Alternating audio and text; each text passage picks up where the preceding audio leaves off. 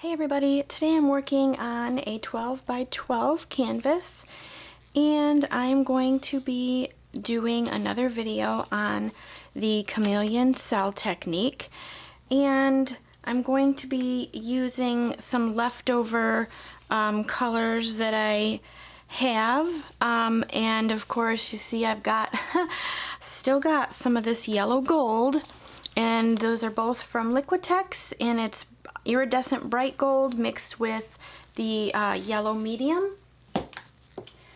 And then I've got this blue, and it's from Arteza, and it's phthalo blue. And then I've got a little bit of this green left, and it's also from Arteza, and it's phthalo green. And all the paints are mixed with, actually, the green and the blue paints are mixed with Floetrol and water, and I did add some golden GAC 800, and the yellow gold is mixed with my pouring medium, which is Liquitex pouring medium, Floetrol, and water. And I will be using the 3-in-1 silicone and my comb, and this time I got a paper plate. I don't know why in this house I don't have any paper plates, so I went out and bought a pack of paper plates. I was having a little bit of difficulty with my other plate. I just couldn't get it kind of on the comb. I had to like wiggle it around quite a bit. So this time I took my plate and I bent it, and then I'll just put the silicone right down the middle, and should be easier to dip. So I'm just gonna go ahead and get right into it. And what I'm gonna do today is, instead of doing the colors and then swiping, I'm gonna do a ring pour and then just do the use the comb and see what happens that way. All right, so I'll move this out of the way for now, and I'm gonna start putting my paints in the cup, and I'm gonna start with the blue first.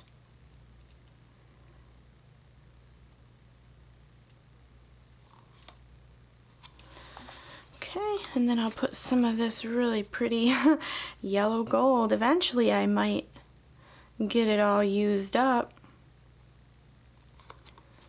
Okay, and then the phthalo green is next.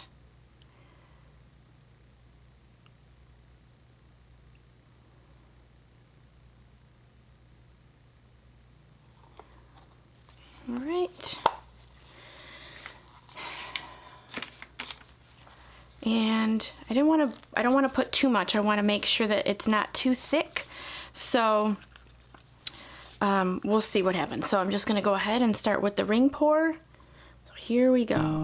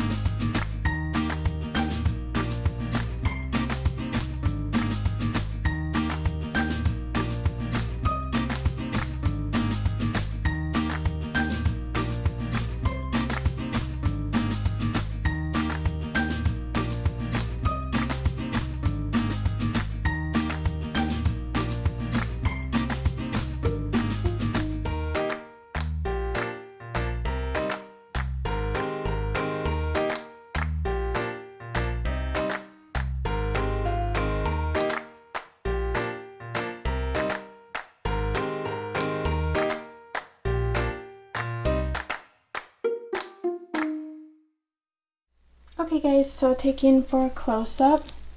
This actually turned out pretty cool. I really didn't want to put the silicone on because I really liked the painting before I did anything to it. But I figured I'm just experimenting, and that's what I told you guys I was gonna do, so I did it, and I really think it turned out really cool. The only thing is you can see when I get a little bit in the yellow, must have been a little bit more silicone.